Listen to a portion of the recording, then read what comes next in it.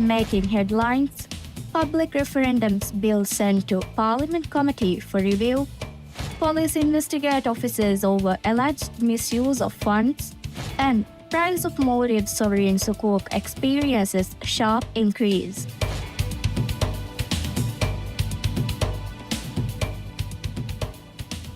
Bismillahirrahmanirrahim. Assalamu alaikum. Welcome to News in English. I'm Umna Ismail, your host for today. Parliament has referred the public referendums bill to the Committee on Independent Institutions for review. The bill proposed by Majority Leader and Ingredo MP Ibrahim Falah concerns the process of holding public referendums on key national matters, including those proposed by President Dr. Mohamed Moise. This bill was referred to the Committee on Independent Institutions following a vote in which 62 members voted in favor. The bill outlines the conditions under which referendums may be held, as stipulated in the Constitution, and details the responsibility of those initiating the vote. The bill also defines the role of the Elections Commission (EC) in managing the referendum process. The proposed legislation allows for public referendums on issues of national significance and matters impacting the general public, beyond those already stipulated in the Constitution. This covers any amendments to the fundamental rights and freedoms set out in Chapter 2 of the Constitution. Additionally, referendums would be compulsory for any changes related to the presidential election process or the length of parliamentary terms. A referendum must also be held if the President ratifies the constitutional amendment passed by the Parliament and notifies the legislature or in matters relating to the country's territory. The bill specifies that referendums may be initiated either by resolution passed by a majority in the Parliament or by a presidential decree when deemed necessary. Once a resolution is adopted, the Elections Commission (EC) will be responsible for overseeing the vote, including setting the date, managing logistics, and counting the ballots. Referendum must take place within 45 to 90 days of the request. Should the Commission be unable to conduct the vote on the initially scheduled date, it must appoint a new date within the same 90-day period. This development comes as President Dr. Moise contemplates holding a referendum later this year to eliminate the second round of presidential elections and implement a preferential voting system. He has also suggested that synchronizing the presidential and parliamentary elections.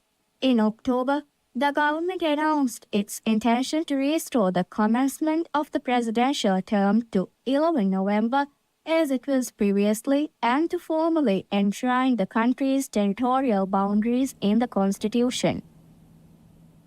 The Ministry of Higher Education, Labour and Skills Development (MOHE) has announced that it is working to secure funds to cover a newly imposed service tax on international students studying in Malaysia. In an official statement, the ministry said efforts are ongoing to ensure that students on government loans are supported in meeting the new financial obligation. For those studying under scholarships, the ministry confirmed that disbursements will include the tax once it appears on invoices. Malaysia began enforcing a 6% service tax on private education services for international students on July 1, 2025.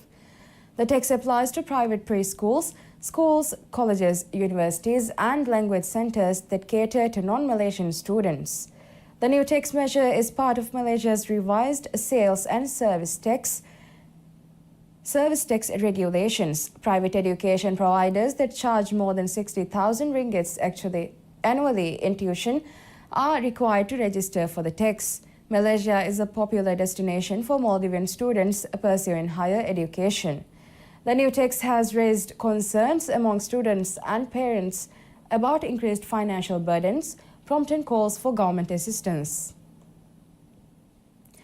The Maldives Police Service has confirmed that its Professional Standards Command (PSD) is investigating allegations involving multiple officers at the Shavian Milando police station accused of misappropriating food allowance funds.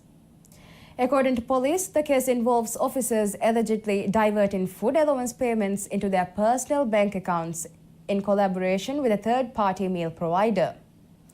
The investigation was officially acknowledged on Tuesday night, though no further details such as the number of officers implicated or the total amount involved have been disclosed at this stage. Police meals are typically arranged through a centralized tendering system rather than issuing direct food allowances to individual officers. One officer reportedly under investigation has been transferred to Mala City as part of the inquiry. The Ministry of Defence has announced that 1,244 young people have applied to join the National Service Programme, a key government initiative aimed at developing a skilled and capable generation. According to a statement published in the Government Gazette on Tuesday, all applicants will be given the opportunity to complete the training. Placement will be offered in the order of form submission, and the ministry intends to launch a second round once the current batch concludes its training. The ministry stated that shortlisted applicants will be notified of the selection process and training locations.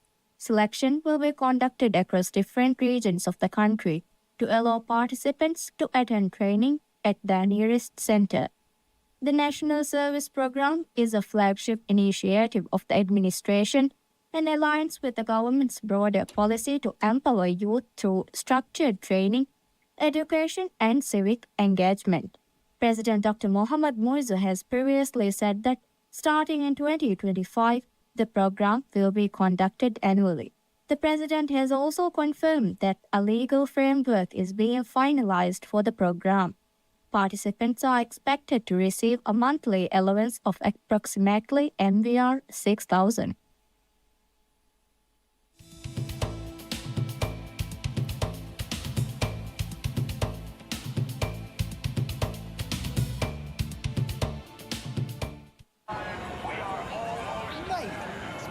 In here today. Of course, bro. It's the kickoff. It's the new Premier League season. I'll be ready. Get loud. This is new faces, latest drip, and fresh trims. It's time to believe the greatest league in the world is back. Brought to you by MediaNet. Kafa, tiga pocket and no contact phone lani. Kafa, passport at the family gilligiayo. Kafe, canita dani, for shigilligiayo. කොක්කො හාස්නුවේ කාෆෙදනි හජ්ජෙන් උම්රා ප්ලෙන් නගෑග. කොංකමක කාෆ හාස්වාම්වි. ඉතුරු මවලුමත් එලයිඩ් mobile ලෙප් අදි myelite.mv. එලයිඩ් ආයිලාය මර්හබා. දුවහොග පෙෂුමක ගිරාලම ෆසේ energy iron, protein, calcium, vitamin. Hashigana fadawa. Gina madatan ekleve. Ad ihamer Yummy. Aguasi. Origin modern look moro hikikiru. Eurocor. Authorized distributor. VAV Private Limited.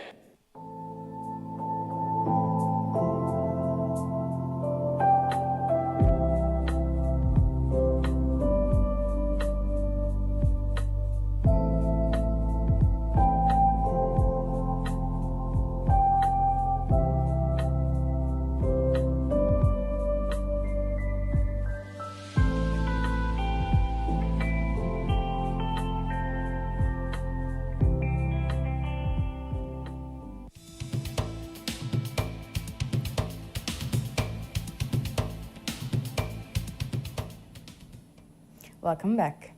In more news, the price of the Maldivian sovereign sukuk has risen sharply to 87.44 US dollars per $100 of face value, signaling growing investor confidence in the country's financial and economic recovery. This marks a notable increase from 64.72 US dollars recorded in early April 2025, reflecting the government's commitment to fiscal responsibility and timely debt repayments. In October 2024, the Maldives settled a $25 million payment on its sukuk ahead of its schedule, reassuring investors of the country's financial stability. Market analysts attribute the rise in sukuk prices to the Maldives' improved economic outlook, citing stronger fiscal management and renewed investor confidence in the government's ability to meet its external debt obligations. As of May, the official reserves amounted to over $200 million, while the total official reserve assets stood at more than $800 million, according to figures from the Maldives Monetary Authority, MMA. The Maldives issued the sovereign sukuk to raise funds for national development projects, and the improved prices may reduce borrowing costs for future issuances. This positive trend follows earlier concerns this year about potential default risks, underscoring the country's progress in stabilizing its finances. The Minister of Economic Development and Trade, Mohammad Saeed, has credited President Dr. Mohamed Moise's collaborative efforts with foreign partners and Maldivian industries for the steady progress in national development projects. Speaking at the official inauguration of Mafara International Airport on Tuesday, Minister Saeed said projects are advancing smoothly due to the President's patient, measured leadership. Despite economic challenges at the start of the current administration, he said the President chose a strategy focused on long-term stability and engagement. Minister Saeed stated that this approach is now yielding results, with infrastructure projects progressing across the country. He highlighted the upgrade of Mafara International Airport as a key development, particularly for tourism in Noon Atoll, which currently has more than 2,000 tourist beds. Mafara International Airport has also become a hub for private aviation in the Maldives.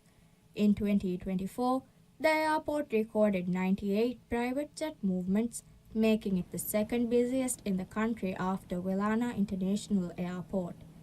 The enhanced facilities are expected to improve regional accessibility and attract further investment. Indira Gandhi Memorial Hospital, IGMH, is set to begin providing optical services later this month in a move aimed at improving access to affordable vision care across the country. The decision was announced by CEO of the Mali City Group of Hospitals, Ibrahim Abdulrazak Halim, during an interview. The new service comes in response to growing public demand and long-standing concerns over the lack of optical services in government healthcare facilities. According to Halim, the absence of in-house optical services at state hospitals has placed a financial burden on the public. Currently, the National Health Insurance Scheme ASINDA covers only 1,000 rupiah for prescription glasses every 2 years. To address this, the government recently doubled the allowance to 2,000 rupiah. He added that preparations are also underway to extend similar services to government hospitals in the atolls, ensuring equitable access to vision care throughout the Maldives. The optical service at IGMH will cater to prescriptions issued both by IGMH and other medical centers, ensuring wider accessibility. The Maldives Correctional Service, MCS, has launched an initiative to produce fertilizer using waste generated from the prison. MCS has signed a Memorandum of Understanding MOU with Soneva Namona, a waste management organization in the Maldives. The Commissioner of Prisons, Hassan Zarir, signed the MOU on behalf of the Maldives Correctional Service, with Soneva Namona, who was represented by its president, Azhura Ahmad. According to the Maldives Correctional Service, MCS, the initiative aims to promote sustainable waste management within the prison system. The fertilizer produced will be utilized in the agricultural component of its rehabilitation program.